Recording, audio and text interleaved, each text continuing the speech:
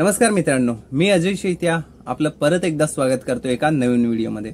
मित्रांनो, हा व्हिडिओ वायसीएमच्या विद्यार्थ्यांसाठी तयार होतोय, त्याच्यामुळे वायसीएमच्या विद्यार्थ्यांनी शेवटपर्यंत नक्की बघा, कारण या व्हिडिओमध्ये आपण अभ्यासासाठी महत्त्वाच्या अशा गोष्टीवर चर्चा करणार आहोत आणि अभ्यासाला मदत करेल अशाच ज्या प्रश्नपत्रिका असतात, म्हणजे झालेल्या प्रश्नपत्रिका त्या कशा डाउनलोड करायचा आणि त्याचा सराव करण्यासाठी वापर कसा करायचा तेच आज या व्हिडिओमध्ये आपण समजून घेणार आहात।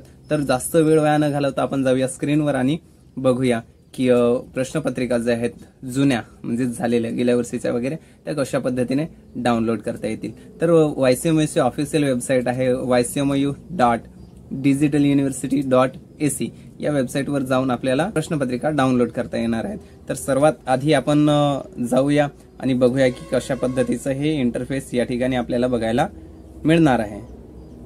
वेबसाईटवर गेल्याच्या नंतर काहीच अशा पद्धतीची स्क्रीन आपल्याला बघायला मिळेल। या ठिकाणी मेनू सेक्शन्स आहेत, या ठिकाणी आपण वेगवेगळे जे ऑप्शन्स आहेत ते बघू शकता, हॉल तिकीट डाउनलोड किंवा रिझल्टसाठी वगैरे।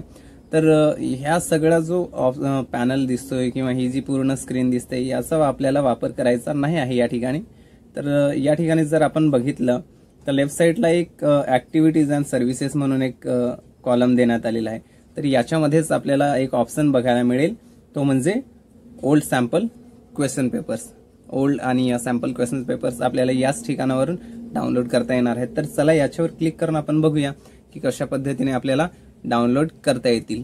तर क्लिक केल्याच्या नंतर अशा पद्धतीची स्क्रीन आपल्या समोर येणार आहे आणि या ठिकाणी आपण बघू शकता, जर आपल्याला स्कूल म्हणजे आपण ज्या कॅटेगरीमध्ये आहेत त्या स्कूलमध्ये जाऊन जर प्रश्नपत्रिका डाउनलोड करायची असतील तर तो ऑप्शन सुद्धा देण्यात आलेला आहे, किंवा खाली जर आलं तर प्रिव्हियस क्वेश्चन पेपर म्हणून ऑप्शन देण्यात आलेला आहे। या ठिकाणी मे जून 2022 आणि मे जून 2023 च्या प्रश्नपत्रिका देण्यात आलेल्या आहेत।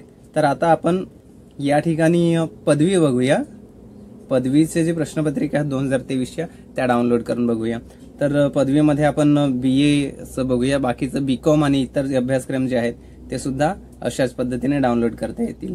तर पदवी का म्हणजे MM.Com वगैरे, पदवी म्हणजे BA BCom वगैरे, आणि डिप्लोमा आणि सर्टिफिकेटसाठी या ठिकाणी देण्यात आलेले आहे। तर त्या समोरील जी क्लिक हेअर म्हणून ऑप्शन आहे याच्यावर आपल्याला क्लिक करायचं आहे। तर पदवीचं आपण बघूया, त्याच्यावर क्लिक केलं ना की गुगल ड्राईव्ह ओपन होईल। आपण जीमेल ID आपल्या मोबाईलमध्ये लॉग इन असेलच, त्याच्यामुळे आपली जी गुगल ड्राईव्ह आहे ती ओपन होईल आणि त्याच्यामध्ये असे वेगवेगळे फोल्डर्स जे आहेत ते आपल्याला बघायला मिळतील। मात्र या ठिकाणी आपल्याला जे शिक्षण क्रमाचे कोड्स आहेत ते देण्यात आलेले आहेत। तर आपल्या शिक्षण क्रमाचा कोड आपल्याला माहिती असणे गरजेचं आहे। जसं की BAच्या विद्यार्थ्यांसाठी बघितलं तर त्यांचा कोड जो आहे तो G01 आहे आणि BComच्या विद्यार्थ्यांसाठी G02 आहे। तर BComच्या विद्यार्थ्यांनी इंग्लिश मीडियम आणि मराठी मीडियम हा बघून घेणे खूप गरजेचं आहे, नाहीतर आपण मराठी मीडियमचं शिक्षण घेत असाल आणि इंग्रजी क्वेश्चन पेपर डाउनलोड करून बसाल।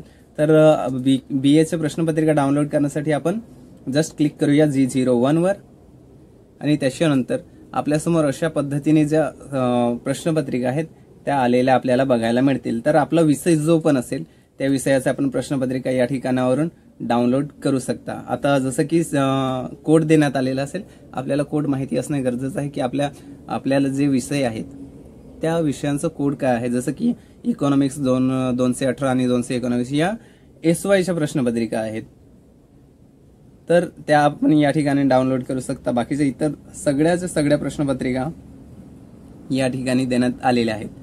तर एकदम खालीपर्यंत जर आपण आलं स्क्रोल करून तर बघू शकता या ठिकाणी फर्स्ट इयर साठी पण देण्यात आलेली आहे प्रश्नपत्रिका। ही जी EVSची आहे ही सेकंड इयर साठीची आहे। तर हे आपल्याला डाउनलोड कशा पद्धतीने करायचं, तर जस्ट हे ओपन करायचं।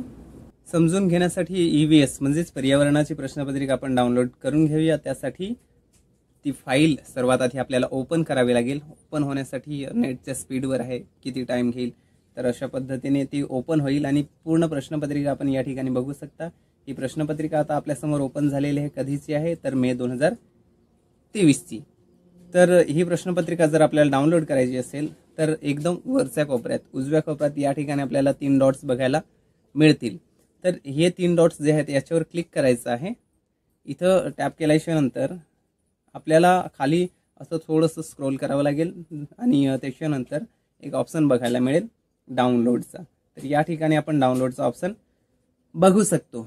तर याच ठिकाणी क्लिक करून आपली जी प्रश्नपत्रिका, आपल्याला ज्या ज्या प्रश्नपत्रिका हव्या असतील या मेथडने आपण डाउनलोड करू शकता। एकदा डाउनलोड सुरू झालं की डाउनलोड कंप्लीट झाल्याच्या नंतर ही PDF फाईल आपल्याला आपल्या मोबाईलच्या स्टोरेजमध्ये बघायला मिळेल। त्या ठिकाणी आपण मोबाईलमध्येच अभ्यास करू शकता किंवा प्रिंट सुद्धा काढू शकता। तर अशा पद्धतीने कुठल्याही प्रकारची प्रश्नपत्रिका डाउनलोड करा, पुढची परीक्षा येईपर्यंत प्रॅक्टिस करा आणि आपला किती अभ्यास झालेला आहे ते तपासून बघा। तर हेच होतं प्रश्नपत्रिका कसा डाउनलोड करायचा त्याच्याविषयी। थांबूया इथंच आणि भेटूया पुढच्या व्हिडिओमध्ये। पण त्याच्याही आधी स्क्रीनवर दिसत असलेला व्हिडिओ आपल्यासाठी नक्कीच हेल्पफुल असणार आहे, त्याच्यामुळे तो बघायला अजिबात विसरू नका।